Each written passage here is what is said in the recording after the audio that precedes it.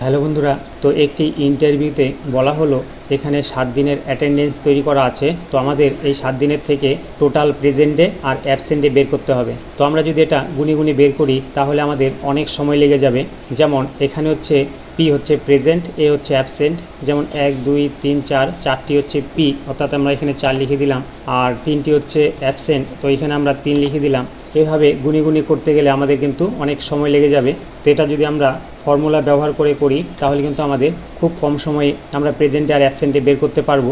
যেমন এখানে আমরা ফর্মুলা টাইপ করব equal to count if COUNT if first bracket. এবার আমরা এই সেলে ক্লিক করে এভাবে আমরা ড্র্যাগ করব, ড্র্যাগ করে কমা দিয়ে ডবল কোটেশানে লিখব পি, এবার ডবল কোটেশান ক্লোজ করে ব্র্যাকেট ক্লোজ করতে হবে, এরপরে এন্টার টাইপ করতে হবে, তাহলে এখানে প্রেজেন্টে বের হবে।